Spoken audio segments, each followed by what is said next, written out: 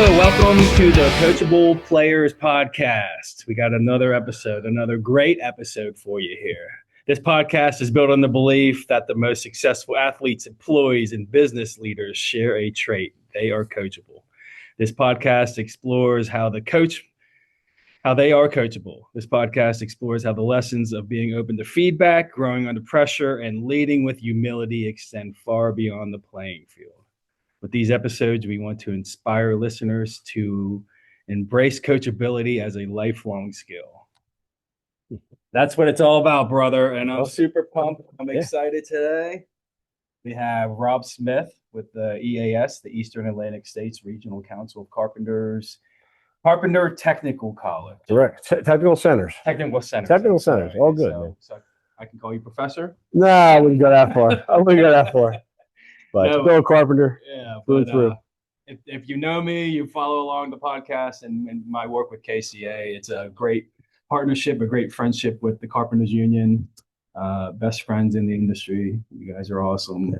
Yeah. We've known each other a handful of years. Absolutely. Yeah, sure. Great guy, great dude. Thank you, John. Thank you. I'm glad to be here and to be a part of the podcast with you today. Yeah. I'm excited. You want to just quickly introduce yourself? Yeah. So again, John said my name's Rob Smith. I'm a 34-year member of the Carpenters Union. Worked my way up from an apprentice one day and a few years back, and had some roles from shop steward to vice president of my local to superintendent, foreman, superintendent on job sites. Then came the opportunity to become an instructor. At the apprenticeship school. I was there for almost 11 years and then transitioned into, the leadership component of the front office type operations and stuff like that. So, and then, I would never thought when I got in as a first year carpenter apprentice that I'd be sitting here talking to you today in this role as executive training director. But now we have 17 locations across 6 states, 5 in Pennsylvania here that the MBA, KCA and GBCA are affiliated with the Contractors Association. So it's really an honor to be here and start the conversation. Awesome, absolutely. Yeah.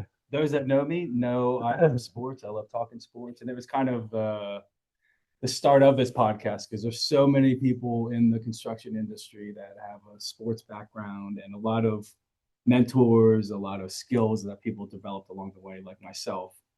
Came from youth sports and just sports throughout life, and we had that connection. We had that bond with hockey. Yep.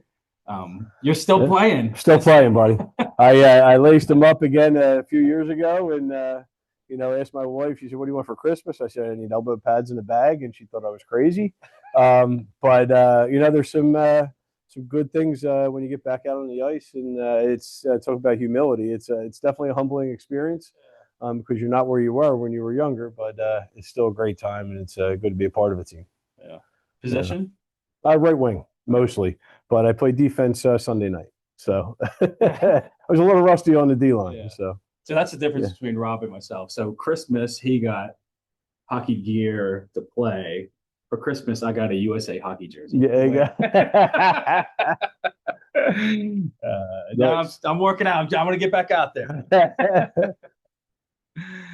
But yeah, let's talk about coachability and how does sports benefit young apprentices when they come?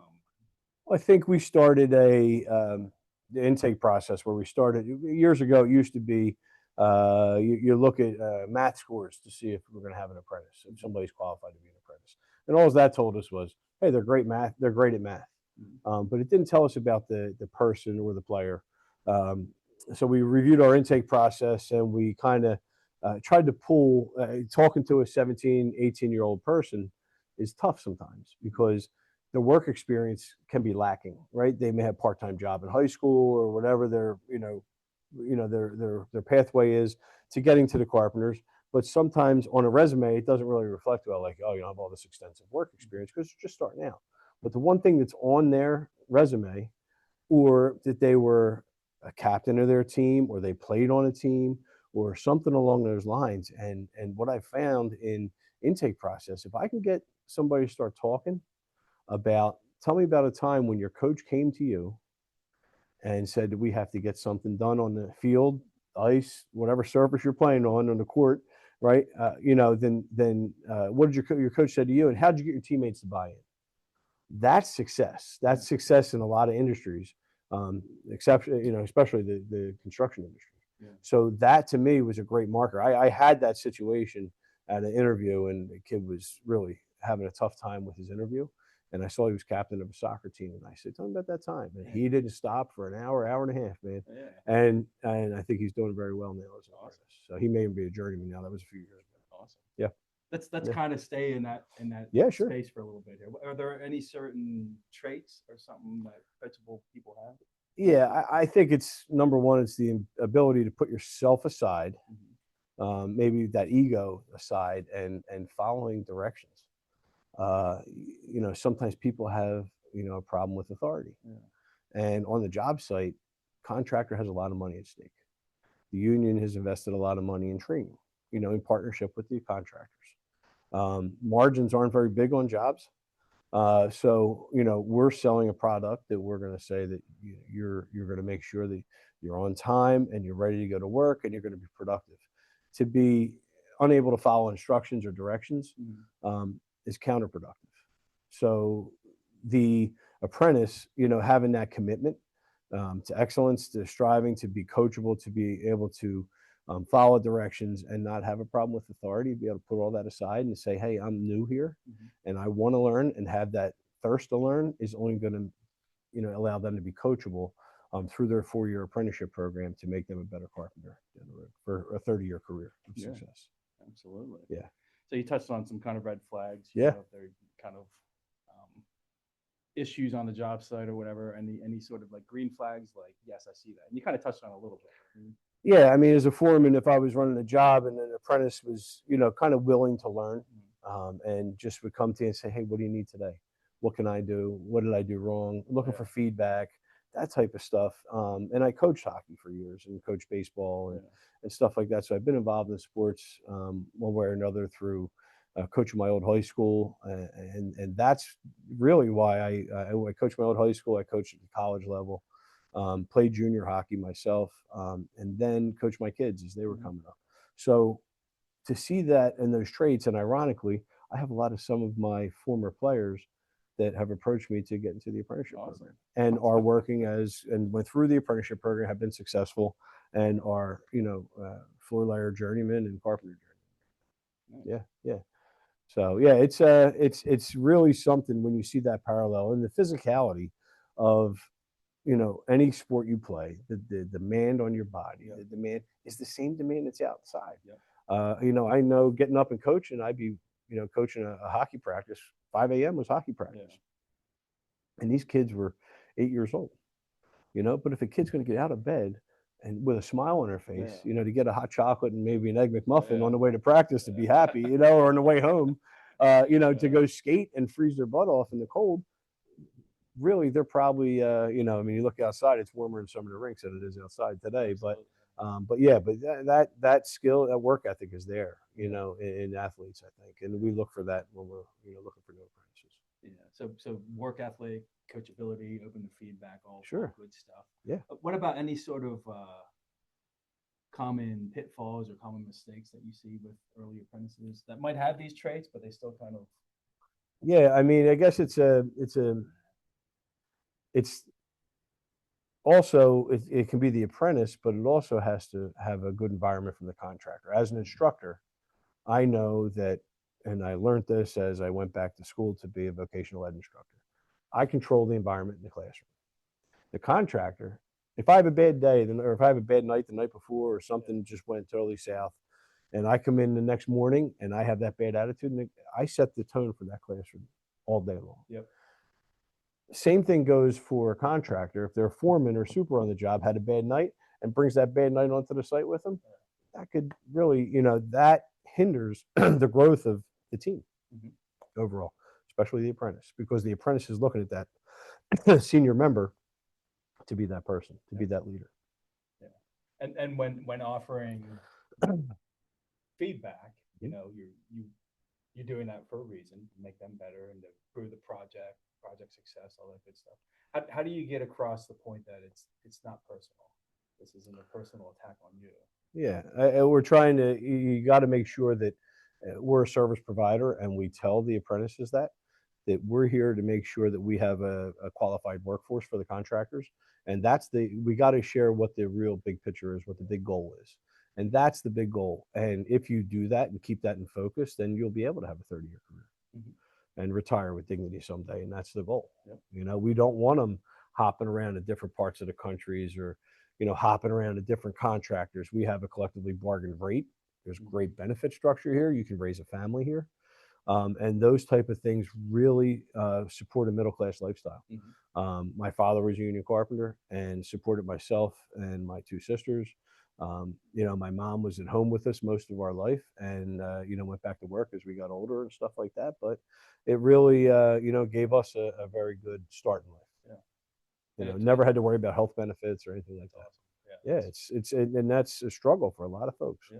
And we carved that opportunity out for a middle-class lifestyle. Absolutely. So I like how you talk big picture too. You're talking career and benefits, everything. So it really is a lifelong career. It's not like a 1 year. I'm going to try this out for a couple weeks, see what happens. It's really lifelong. And you as the lifelong athlete, you make yourself better. And is that something that I'm trying, buddy? I'm trying. You got We're playing 2-minute shifts right now, and somehow I got bumped up to the first line, and I play with some quality players. So, but it's it's tough. I mean, getting yourself back into condition and over time, that's something too. Like your health means something. Mental health is a major problem in the construction industry today, and we're trying to meet that head on. So preparing yourself for the trials and tribulations. Every athlete has it. You see, if you're going to have a long career, I know we razz each other about the Flyers and the Pens, but I mean, look at Sidney Crosby. There's no better example of somebody who's had a tremendously successful career, kept his body in good shape, kept his mind in good shape, and it's mental. There's a lot of things. It's physically draining, but it's also a grind, right? So just looking at that, that's the same kind of focus that we have to have. As construction professionals. And you also, I'm a firm believer nothing stays the same in life. You either get better or worse. And the continuing education or the continuing, athleticism, you're playing sports all the time, whatever. But the education is very important. You guys offer the advanced learning, just making people better all the time. We're trying, and I kind of have these conversations a lot with my team. Is we're in a spot right now where, and I was a captain of my high school team and had many leadership roles along the way, as I mentioned before. But even now in this position of leadership, it's like, what do you do when it's your turn? And my thought process and my team that we've built from Pittsburgh to Duncansville, Lebanon, and Philadelphia in the Pennsylvania market has really been, how can we make it better than how we found it, right? So, and that is key. We're listening to our contractors. So we're listening to what they need. We're trying to make changes. We're inviting the contractors to the table at a subcommittee meeting or at an interview process. If they want to, look at these kids that are coming in from the high schools or the various areas, they're more than welcome to come in and be a part and have a seat at the table with us. So we're always looking at that. And we think if we grow that holistically, then we think we really have something strong to make it better than how we found it. I love it how we're the same mindset where your office in Philadelphia would say, hey, we want to set up these labor management committees. And we're like, we're already doing it.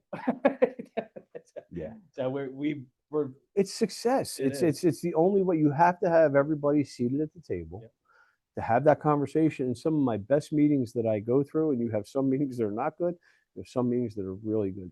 I have 5 subcommittee meetings a quarter. So 20 additional meetings were on my calendar when we merged all the training centers in 25. But that was okay, because that helps me stay grounded on what's going on in all the different regions and listen to each contractor and each labor rep in the areas that are having different issues and situations. So a career in construction, a career in the Carpenters are not for everyone. It's a great career. It's a profitable career. It's benefits, you name it, but it's not for everyone. Are there any misunderstandings that perhaps people jump in and? Sometimes, I mean, you're going to have that with any career path, I think. And, I try to explain that to my boys. They're just getting started in the workforce now. And, kind of saying that, like, you're going to start out in this direction, and then your career is just going to take you. Because just from experience, I didn't think that, I started out in business administration at Penn State, was where I started out before I got into Carpenters. Penn State at the time wasn't for me, right? So I went back, and my father being a union carpenter, he said, "Why don't you apply to the apprenticeship?" And that's what I did. I applied to the apprenticeship, but I went in as a carpenter. I worked as a carpenter. I worked in all those roles along the way, and then I coached while I was an apprentice, and going back to coaching in high school. And then I kind of got the green light. I was like, you know what? Maybe I want to teach, because I enjoyed relating to those players at that time as a teacher, as a coach, and then as an apprentice teacher. And then it just takes you. But I never thought, when I left the Philadelphia school, I was like, I'm done with school. I'm good, but that never happens. And your life experience takes you in so many different ways, and you constantly got to get better. Just like you talk about an athlete with a 30-year, with a 15-year career that are blessed, right? They have to reinvent themselves. They got to keep themselves healthy. They got to keep themselves marketable. We got to do the same thing. Yep. I love how you bring up coaching. This came up on a couple other episodes, and the one person, he's a safety professional, and he said, my advice to current professionals are, coach a youth sports team. It's volunteer. You learn so much about yourself. You learn how you communicate, and you learn how you can be a leader within people. Well, coaching youth hockey, everybody hears the biggest thing is the parents. Yep. Right. So you have not only to get your message across in the locker room to the kids, but you also got to help. You got to work with the parents. And to be honest with you, I found that it's been a very rewarding experience. You're open, you communicate, you have a good team manager. I had one of the best team managers that I could have had, and it really helps things flow. So, but I think it's really a good experience. And getting involved in coaching, I recommend. And I don't want to say I'm done coaching, because who knows where it's going to lead, just because my boys are done, and maybe sometime in my next life, when I get a little more time, maybe I will go back to coaching. Maybe I'm coaching my grandkids someday. I don't know. Nice. I love it. Yeah. My favorite coaching story was without parents, I'd probably still be coaching. Right. It's a headache. And after year one or year two, the one parent sends a scathing email to the whole league, the commissioner, all the coaches, that O'Brien's team, he displays his son at quarterback, all the big positions. Yeah. And the whole league is like, John doesn't have any sons. That's his sons. Same last name, but no sons. Yeah. Absolutely. And coaching your own kids is tough sometimes, right? And it's good. But it was so funny, because I remember, a story where, I'm telling my son, I was like, he was probably 6 or 7 years old, and I'm like telling him to get to the point. And this guy had a booming shot, and he was a few years older than him in the division. And he turned around and he went straight out to the point to cover the defenseman and take the shot away. And then as soon as this guy wound up, he skated the other way. And I said, "What'd you do that for?" And he says, "Dad, I'm not the goalie. I'm not the goalie." Right. But coaching your kids is really a humbling experience. But sometimes, and as parents, they tune you out.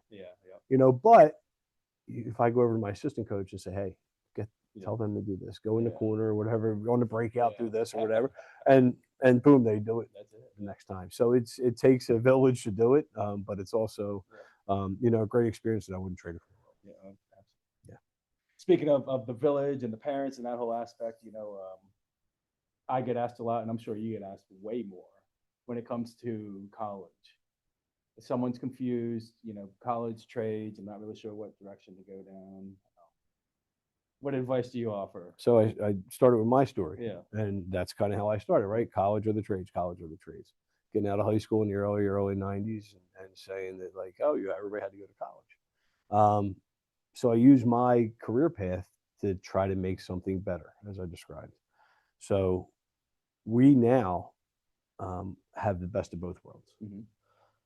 When I got out, went through the apprentice program, I eventually had to go back to school to get my vocational ed certification to be a teacher. To pull me out of the trade, and to pull me out of the field and pull me in the classroom, learn how to write lesson plans, all that stuff. Our contractors today need qualified foremen, superintendents. It's every conversation that I'm in, I hear this. We have a need. We have a lot of folks retiring, and technology is evolving so fast. So we were like, how are we going to meet this need? Yeah, I could do a superintendent class. Yeah, I could do a Microsoft class. But how can we really meet that need head on? We went out and got accredited through the Council of Occupational Education with the Eastern Atlantic States Carpenters Technical Centers. And now we offer certificates in construction management that somebody can do online. It's all online, through Rowan University, Thomas Edison, and College Unbound. We have 3. We're working on a partnership with Slippery Rock that's really coming ahead with full steam right now. And then we're talking to other, we have another pathway with University of Delaware that we just signed as well. Okay. So universities and colleges are getting on board with us, seeing that it's not just a trades or college pathway. Yep. We're bringing the 2 together. And I think this is going to lead to a more qualified safety professional, better qualified safety, construction professional, I'm sorry. And possibly a safety professional, right? So that's construction management is really where the degree pathways head towards. But we have certificates, associate's degree pathways, bachelor's degree pathways, and even a master's degree pathway. Yeah. So, and these are all coming fast. We just started this in 24. So we're really in the infancy stages of building this out, but it's been full steam ahead for the last year and a half on this. Yeah. So, yeah. Is there any major misunderstanding or major point that parents just don't get, just don't understand? Well, I think the biggest thing is I know they understand the cost of college, right? Everybody understands the cost. So let's talk about what it is. It's the money. So having 2 kids that went to college, I understand it too. However, if they go through a 4-year apprenticeship, they get credits, transferable credits to these colleges because of their work they did as their apprenticeship and their on-the-job training piece with our contractors. So they're giving carpenter apprentices after 4 years 52 credits. They're giving millwrights for some reason, I don't know why, but we tease each other, different trades. A millwright trade, working in power plants and refineries and stuff like that, they're giving them 72 credits. So if you look at 120 credits as a bachelor's degree, you're halfway there. Yeah. So you just reduced that cost by 40 to 60%, depending on which pathway you go through. It's huge. It's huge. And just by going through an apprenticeship, not doing anything extra, just by going through the apprentice program. And if you graduate from the 4-year program and you want to do it after you graduate, you can do it at night while you're working, come home and get on a computer at night and do it at your house. If you want to do it while you're in college, there's a pathway that we have that you can get 3 stackable certificates. You can graduate with your apprenticeship program in 4 years with a bachelor's degree in construction management. So that's, and for half the cost. So I think, the cost was, $400 of credit at one of our institutions. I don't know each number, but one of the institutions, $400 of credit. So 60 credits is $24,000. So that's for a bachelor's degree is a great number. Yeah, that's something I definitely want to get out there. Savings. Do you guys have the data? Oh yeah, we're starting to get it. We're starting to because it was pretty new, and I'm going to be bringing it to the board, so I'll probably have it at our next subcommittee. Okay. That's awesome.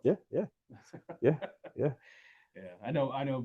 Me, I didn't know what I wanted to do after high school, so I went to college for a couple months, and then still no idea. So I went to the military 4 years, so I clear my head, decide what I want to do. Yeah. No, it's all, and again, it's great decisions. It all helps make us who we are today. Absolutely. Yeah. So a student thinks they might want to join the trade, might want to be a carpenter. Is there anything they can do now to prepare for that? Take a look in the mirror. Yeah. Right. Take a look in the mirror and see, of your life experience so far, how coachable have you been? What personal growth things do you need? What experiences have you had as a team member? Learn how to read a tape, right? Practice some basic skills. Maybe, work for, somebody in the neighborhood that does handyman type projects or something like that. Just see if you like it, tip your toe in the waters to see if you like it. But I think taking that hard look in the mirror and, get real close to the mirror and look at yourself and say, what do I see? Yeah. Who am I? And put yourself, if you were a leader, if you're a foreman on a job, or if you're a teacher, even what's the reflection showing? What do they see? What has been some of the feedback you've gotten over your life so far? And I think if there's room for improvement, I would take those steps to improve before you take this step into the trades, because we invest a lot of money Our training budget we have 400, we have 4,500 apprentices in our council footprint, with the 17 locations. And we spend almost $7,000 a year on the students' training. And it's tuition free because of the investment from the contractors and the members. So there's a lot of money that's being spent on your behalf to teach you, to make sure you're ready for workforce. And to me, that's the biggest misunderstanding. Because you hear, oh, there's nothing for free in life. There's nothing. And I'm like, the contractors and labor are putting a lot of money up. We have a big investment in these investments. And it's been historical. I mean, it goes back to, the 40s when the apprenticeships were formed, and the registered apprenticeship model was formed. And we've been improving since then. You know, and we're coming up. It's probably 80 some years now. That's why the best in the field. Yeah, that's it, buddy. That's it. No, yeah. The few, the proud, huh? That's it. Yeah, sure. You kind of touched on some pieces of advice along the way, but is there anything major in your early years that kind of helped you along the way, and any mentors or advice? Well, it's so funny because you were talking about coaches, and one of the things was coaching advice that came to you. And I remember I had tickets for an Aerosmith concert on a practice night, and I was captain of the team. And I went to my coach and I said, "Hey, Al," I said, "you mind if I go to the show? Is it all right if I go?" We had 2 big games that week. Mm-hmm. He goes, "I need you here. I need you here." I said, "I understand."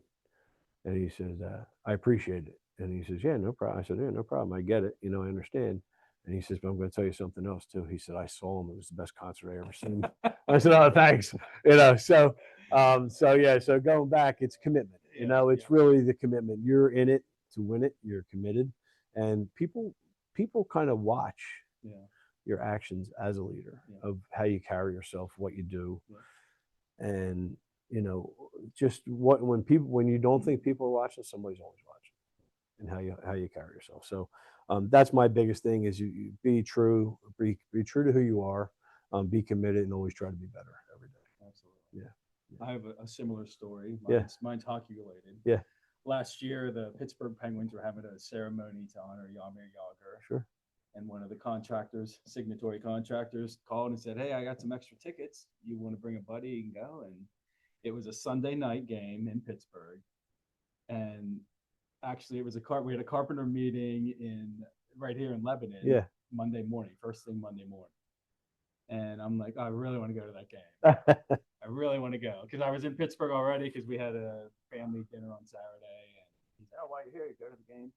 And I thought, no, I'm committed to this meeting. I'd have to cancel or reschedule, whatever. So my wife ended up going with her friend. And to make matters worse, she's texting me during the game, and she said some of the Steelers or some of the ex-Penguins, they met them after the game and everything. And they have pictures of all these Penguins. And I'm like, that could have been me. But no, I was committed to the mission. You were committed, John. You were committed. Absolutely. Absolutely. That's a tough one. Leader. You got to do what's right, do what's scheduled. Yep. Yeah. You can have fun in life later. Just do the mission. Yeah. Yeah. And it does pay off. It does pay off. Whether you you learn and you become an owner of a company someday, or, you just really, it does pay off if you put the time and effort. Set your priorities. Yeah. Time and effort. Yep. Yeah. Yep. So what's one takeaway that you think that you want people to take from this conversation? It's a tough one. It is. Yeah. One takeaway, I guess it would be, just, before you get involved, if you get into the trades, know that it's not an easy life, right? We talked about, mental health being such a big thing. It's not an easy life. There's no protectionism. You have to earn your way every day. Just like, as an athlete has to earn their ice time every shift. We were talking about somebody right now that's not getting a lot of ice time in the Philadelphia Flyers organization. But you got to come in, you got to be prepared, you got to be ready to go. And I think that that is the biggest thing that, I can, impart, is to just be prepared and make sure that you're there and know that you're, part of a team from day one. And if you're part of that team from day one, it's only going to lead to career success. Yep. And if you're capable and you're committed, you won't worry about missing Aerosmith or missing Jaromir Jagr. No, right, exactly, yeah. I'm more excited to go to the meeting. Yeah, so. You never know. You just may meet Jaromir Jagr or get front row seats to Aerosmith someday. don't know if I want to see them now, Yeah. but Yogs are still playing. Yeah. I really appreciate this, Rob. Thanks. This was Absolutely. awesome. Thank you, Good John. stuff here. Yeah, man. Until next time, stay humble, stay hungry, and stay coachable. Thank you. Thanks, Rob. Thanks, man.